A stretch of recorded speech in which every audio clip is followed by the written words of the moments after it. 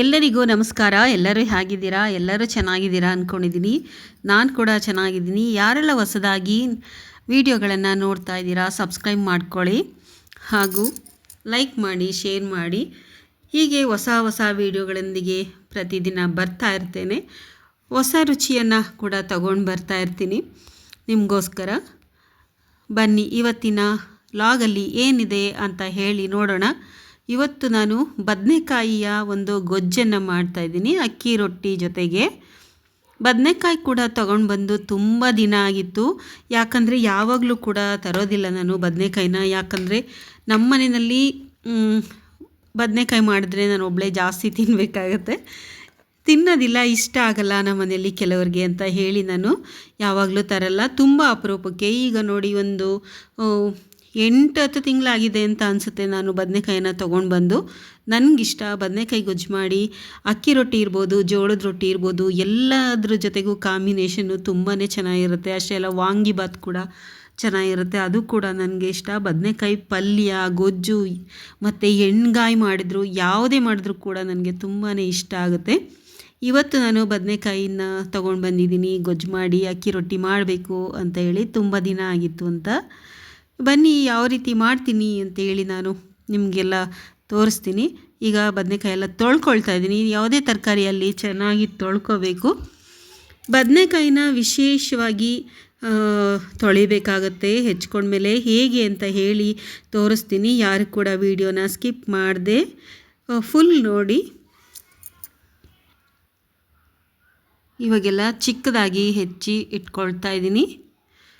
ಈ ರೀತಿ ತರಕಾರಿ ಗೊಜ್ಜುಗಳನ್ನು ಮಾಡಿ ರೊಟ್ಟಿ ಮಾಡಿದ್ರೆ ತುಂಬಾ ಇಷ್ಟ ಆಗುತ್ತೆ ಎಲ್ಲರಿಗೂ ಕೂಡ. ಈ ಒಂದು ತರಕಾರಿಯಲ್ಲಿ ತುಂಬಾ ವಿಟಮಿನ್ಸ್ ಇದೆ, ಐರನ್ ಜಾಸ್ತಿ ಇದೆ. ಯಾರಿಗೆಲ್ಲ ಐರನ್ ಕಡಿಮೆ ಇದೆ, ಬ್ಲಡ್ ಕಡಿಮೆ ಇರುತ್ತೆ, ಅವ್ರಿಗೆ ಈ ಒಂದು ತರಕಾರಿಯನ್ನು ಕೊಡೋದ್ರಿಂದ ಐರನ್ನು ಹೆಚ್ಚಾಗುತ್ತೆ. ಐರನ್ ಹೆಚ್ಚಾದರೆ ಬ್ಲಡ್ ಹಿಮೋಗ್ಲೋಬಿನ್ನು ಜಾಸ್ತಿ ಆಗುತ್ತೆ. ತುಂಬ ಇರುತ್ತೆ ಈ ಒಂದು ತರಕಾರಿನಲ್ಲಿ. ಅಷ್ಟೇ ಅಲ್ಲ, ತುಂಬ ಫೈಬರ್ ಕೂಡ ಇರುತ್ತೆ. ಆದರೆ ಕೆಲವೊಬ್ಬರಿಗೆ ಇದರಿಂದ ಇಷ್ಟ ಆಗೋದಿಲ್ಲ ಕೆಲವೊಂದು ಸಲ. ಆದರೆ ಒಳ್ಳೆಯ ಒಂದು ತರಕಾರಿ, ನನಗಂತೂ ಬಹಳನೇ ಇಷ್ಟ. ಈ ಒಂದು ಪಲ್ಯ ಮಾಡಿ ತಿನ್ನೋದಿರ್ಬೋದು, ಗೊಜ್ಜು ಮಾಡೋದಿರ್ಬೋದು, ರೊಟ್ಟಿಗಳ ಜೊತೆಗೆ ತುಂಬಾ ಚೆನ್ನಾಗಿರುತ್ತೆ. ಕೆಲವ್ರಿಗೆ ಇಷ್ಟ ಆಗೋದಿಲ್ಲ ಅಷ್ಟೇ. ಸಾಮಾನ್ಯವಾಗಿ ಎಲ್ಲರಿಗೂ ಕೂಡ 3/4% ಎಲ್ರಿಗೂ ಕೂಡ ಇಷ್ಟ ಆಗುತ್ತೆ. ಇದ್ರ ಜೊತೆಗೆ ಬಿಳಿ ಹೋಳಿಗೆ ಮಾಡಿಕೊಂಡ್ರೂ ಕೂಡ ತುಂಬಾ ಚೆನ್ನಾಗಿರುತ್ತೆ. ನೋಡಿ ತೋರಿಸ್ತಾ ಇದ್ದೀನಿ. ನಾನಿವತ್ತು ಬಿಳಿ ಬದನೆಕಾಯಿನ ತೊಗೊಂಡಿದ್ದೀನಿ. ಇದನ್ನು ಮೈಸೂರಿನಲ್ಲಿ ವೀರನಗೆರೆ ಬದನೆಕಾಯಿ ಅಂತ ಕೂಡ ಇದು ಫೇಮಸ್ ಆಗಿದೆ. ಮೈಸೂರಿನಲ್ಲಿ ವೀರನಗೆರೆ ಅಂತ ಹೇಳಿ ಒಂದು ಊರಿದೆ, ಒಂದು ಪುಟ್ಟದೊಂದು ಪ್ರದೇಶ ಇದೆ. ಅಲ್ಲಿ ಈ ಒಂದು ತರಕಾರಿಯನ್ನು ತುಂಬ ಬೆಳೀತಾರೆ. ಅದರಿಂದ ಈ ಒಂದು ಬಿಳಿ ಬದನೆಕಾಯಿಗೆ ವೀರನಗೆರೆ ಬದನೆಕಾಯಿ ಅಂತ ಕೂಡ ಹೆಸರಾಗಿದೆ. ಚಿಕ್ಕದಾಗಿ ಕೂಡ ಹೆಚ್ಚಿ ಇಟ್ಕೊಳ್ತಾ ಇದ್ದೀನಿ. ಇವಾಗ ಬನ್ನಿ ಯಾವ ರೀತಿ ಪಲ್ಯ ಗೊಜ್ಜನ್ನು ಮಾಡ್ತಾ ಇದ್ದೀನಿ ಅಂತ ಹೇಳಿ ನಾನು ನಿಮಗೆ ತೋರಿಸ್ತೀನಿ. ಈಸಿಯಾಗಿ ಮಾಡ್ತೀನಿ. ಯಾವುದೇ ರೀತಿಯ ಮಸಾಲೆ ಪದಾರ್ಥಗಳನ್ನು ಹುರ್ಕೊಂಡಿಲ್ಲ. ತರಕಾರಿನ ಹೆಚ್ಕೊಂಡು ಒಗ್ಗರಣೆಗೆ ಹಾಕ್ಕೊಂಡು ಯಾವ ರೀತಿ ಮಾಡ್ತೀನಿ ಅಂತ ಹೇಳಿ ತೋರಿಸ್ತೀನಿ ಬನ್ನಿ. ನೋಡಿ, ಹೆಚ್ಚಿದೆಲ್ಲ ಮುಗೀತು. ನೀರೊಳಗಡೆಗೆ ಹಾಕ್ಕೊಳ್ಬೇಕು. ಈ ಒಂದು ತರಕಾರಿನ ಹೆಚ್ಚಿಬಿಟ್ಟು ಹಾಗೆ ಇಟ್ಕೊಂಡ್ರೆ ಕಪ್ಪಾಗಿಬಿಡುತ್ತೆ. ಇವಾಗ ನೋಡಿ ಚೆನ್ನಾಗಿ ತೊಳ್ಕೊಳ್ತಾ ಇದ್ದೀನಿ. ಅದಕ್ಕೆ ಸ್ವಲ್ಪ ರಾಗಿ ಹಿಟ್ಟನ್ನು ಬೆರೆಸ್ಕೊಂಡಿದ್ದೀನಿ. ಅರಿಶಿನದ ಪುಡಿ ಕೂಡ ಹಾಕ್ಕೊಳ್ಬೋದು. ಈ ರೀತಿ ಹಾಕ್ಕೊಂಡು ಅದನ್ನು ಚೆನ್ನಾಗಿ ತೊಳ್ಕೊಳ್ಳೋದ್ರಿಂದ ಒಳ್ಳೆಯದು. ಇಲ್ಲಾಂದರೆ ಕೆಲವೊಂದು ಸಲ ಬದನೆಕಾಯಿ ಏನಾಗುತ್ತೆ ಅಂದರೆ ಬೇರೆಯ ಒಂದು ರೀತಿಯ ರುಚಿನೇ ಬರುತ್ತೆ. ಆ ರುಚಿ ಯಾರಿಗೂ ಕೂಡ ಇಷ್ಟ ಆಗೋದಿಲ್ಲ. ಈ ರೀತಿ ಮಾಡೋದ್ರಿಂದ ಅದರಲ್ಲಿ ಏನಿದೆ, ಕೆಟ್ಟ ಸ್ಮೆಲ್ ಏನಾರು ಇದ್ದರೆ ಹೋಗುತ್ತೆ ಅಂತ ಹೇಳಿ ನಾವು ಈ ರೀತಿ ಯಾವುದಾದ್ರು ಒಂದು ಹಿಟ್ಟಲ್ಲಿ, ಅಂದರೆ ನಾನು ಯಾವಾಗಲೂ ಕೂಡ ಇದನ್ನು ರಾಗಿ ಹಿಟ್ಟಲ್ಲೇ ತೊಳೆಯೋದು. ಇವಾಗ ನೋಡಿ ಟೊಮೆಟೊನ ಹೆಚ್ಕೊಂಡಿದ್ದೀನಿ.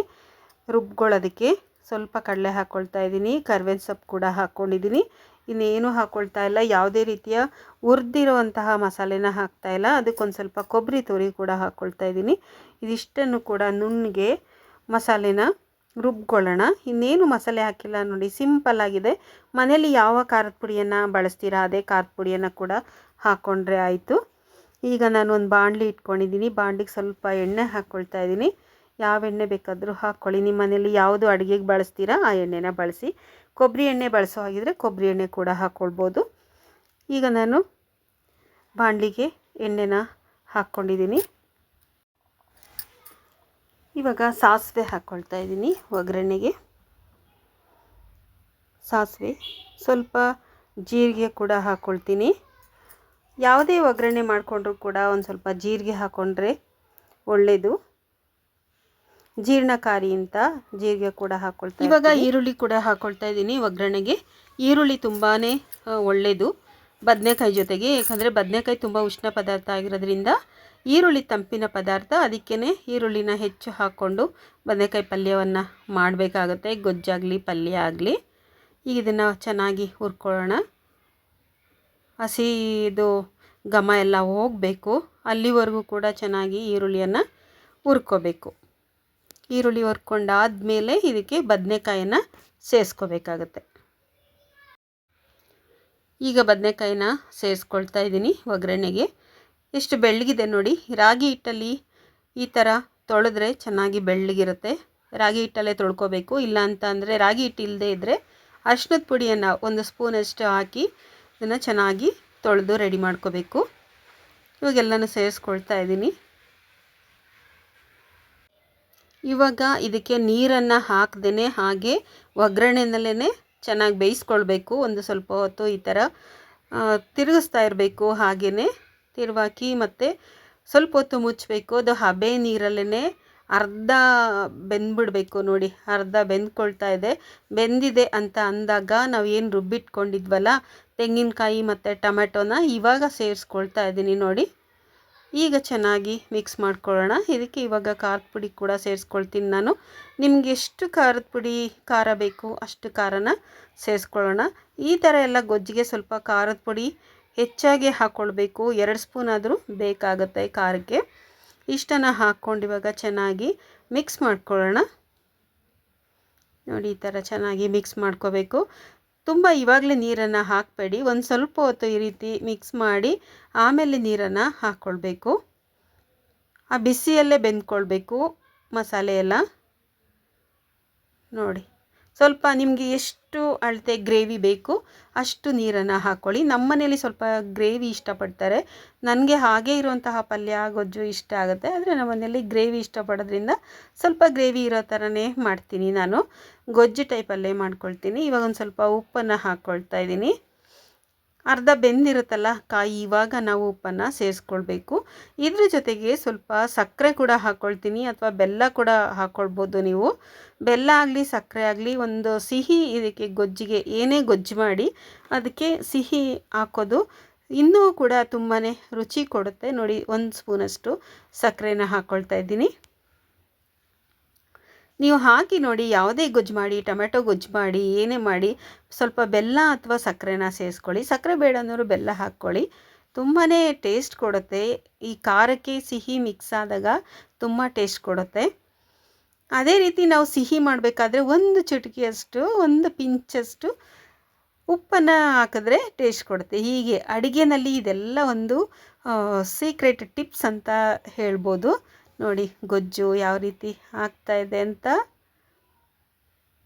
ತುಂಬಾ ಗಮ್ ಅಂತ ಇದೆ. ಮಾತ್ರ ಬದನೆಕಾಯಿನ ನೋಡಿ ತೊಗೊಳ್ಳಿ. ಹಳೆ ಬದನೆಕಾಯಿನ ಯಾವತ್ತೂ ತರಬೇಡಿ. ಫ್ರೆಶ್ ಆಗಿರೋ ಬದನೆಕಾಯಿನ ತೊಗೊಂಡು ಬರಬೇಕು. ಫ್ರೆಶ್ ಆಗಿಲ್ಲ ಅಂತ ಅಂದರೆ ಅದು ಒಂದು ರೀತಿ ಕನೆ ಅಂತಾರೆ, ಆ ರೀತಿ ಕಹಿ ಕಹಿ ಬಂದ್ಬಿಡುತ್ತೆ. ನಮ್ಮ ಬದನೆಕಾಯಿ ಗೊಜ್ಜು ರೆಡಿ ಆಯಿತು. ಇವಾಗ ಕುದೀತಾ ಇದೆ. ಈಗ ಇದಕ್ಕೆ ಕೊತ್ತಂಬರಿ ಸೊಪ್ಪು ಎಲ್ಲನೂ ಕೂಡ ಹಾಕ್ಕೊಳ್ಬೋದು ಮೇಲೆ. ಇವತ್ತು ಕೊತ್ತಂಬರಿ ಸೊಪ್ಪನ್ನು ತಂದಿಲ್ಲ ನಾನು, ಅದಕ್ಕೆ ಹಾಕಿಲ್ಲ. ನೋಡಿ, ಚೆನ್ನಾಗಿ ಬೆಂದಿದೆ ಬದನೆಕಾಯಿ. ಬೆಂದ್ಬಿಡುತ್ತೆ, ಗೊತ್ತಾಗ್ಬಿಡುತ್ತೆ ಬೆಂದಿದೆ ಅಲ್ವಾ ಅಂತ.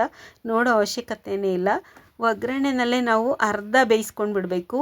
ಆಮೇಲಿಂದ ಮಸಾಲೆ ಎಲ್ಲ ಹಾಕಿದ್ಮೇಲೆ ಇನ್ನು ಉಳ್ದಿರೋ ಅರ್ಧ ಬೆಂದ್ಕೊಂಬಿಡುತ್ತೆ. ಈ ಥರ ಮಾಡಿ ಇದಕ್ಕೆ ಅಕ್ಕಿ ರೊಟ್ಟಿ ಇರ್ಬೋದು, ಜೋಳದ ರೊಟ್ಟಿ ಮತ್ತು ರಾಗಿ ರೊಟ್ಟಿ, ಯಾವ ರೊಟ್ಟಿ ಬೇಕಾದರೂ ಕೂಡ ಇದಕ್ಕೆ ಮಾಡ್ಕೊಳ್ಬೋದು. ನೋಡಿ, ರೆಡಿ ಆಯಿತು. ಈಗ ರೊಟ್ಟಿನೂ ಕೂಡ ಮಾಡ್ತಾ ಇದ್ದೇನೆ. ರೊಟ್ಟಿ ಮಾಡಿ ರೆಡಿ ಆಯಿತು. ರೊಟ್ಟಿನ ಇವಾಗ ನಾನು ತುಂಬ ಗಟ್ಟಿ ರೊಟ್ಟಿ ಮಾಡ್ತಾಯಿದ್ದೇನೆ. ನನ್ನ ಮಗಳಿಗೆ ಗಟ್ಟಿ ರೊಟ್ಟಿ ಅಂದರೆ ತುಂಬಾ ಇಷ್ಟ. ಅದಕ್ಕೆ ಏನು ಮಾಡ್ತಾಯಿದ್ದೀನಿ, ಇವಾಗ ರೊಟ್ಟಿಗಳೆಲ್ಲ ಮಾಡಾಗಿದೆ. ಗಟ್ಟಿ ರೊಟ್ಟಿ ಮಾಡೋದಕ್ಕೆ ಹಾಕಿದ್ದೀನಿ. ತಿರುಗಿಸಿ ಸ್ವಲ್ಪ ಒಂದು 10 ನಿಮಿಷ ಅಷ್ಟು ಮಾಡಿಕೊಂಡ್ರೆ ರೊಟ್ಟಿ ಗಟ್ಟಿ ಬರುತ್ತೆ.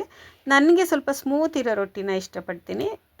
ಕೆಲವರು ಗಟ್ಟಿ ಇರೋವಂಥ ರೊಟ್ಟಿನ ಇಷ್ಟಪಡ್ತಾರೆ. ನೋಡಿ ರೊಟ್ಟಿಗಳೆಲ್ಲ ರೆಡಿಯಾಗಿದೆ. ಅಕ್ಕಿ ರೊಟ್ಟಿ ಇವಾಗ ಒಂದು ತಟ್ಟೆಗೂ ಕೂಡ ಸರ್ವ್ ಮಾಡ್ಕೊಳ್ತಾ ಇದ್ದೀನಿ. ಗೊಜ್ಜನ್ನು ಹಾಕ್ಕೊಳ್ಳೋಣ. ಇದಕ್ಕೆ ಚಪಾತಿ ಕೂಡ ಮಾಡ್ಕೊಳ್ಬೋದು ಹಾಗೂ ದೋಸೆ ಕೂಡ ಮಾಡ್ಕೊಳ್ಬೋದು, ಯಾವುದಾದ್ರೂ ಮಾಡ್ಬೋದು. ಒಂದು ಗೊಜ್ಜು ಮಾಡಿಕೊಂಡು ಅದಕ್ಕೆ ಯಾವ ರೀತಿ ಬೇಕು ಆ ರೀತಿ ನಾವು ರೊಟ್ಟಿ ದೋಸೆನ ಮಾಡ್ಕೊಳ್ಬೋದು. ನೋಡಿ ಎಷ್ಟು ಚೆನ್ನಾಗಿತ್ತು ಅಂದರೆ ಅಷ್ಟು ಚೆನ್ನಾಗಿತ್ತು. ನೀವು ಕೂಡ ಒಂದು ಸಲ ಟ್ರೈ ಮಾಡಿ ನೋಡಿ.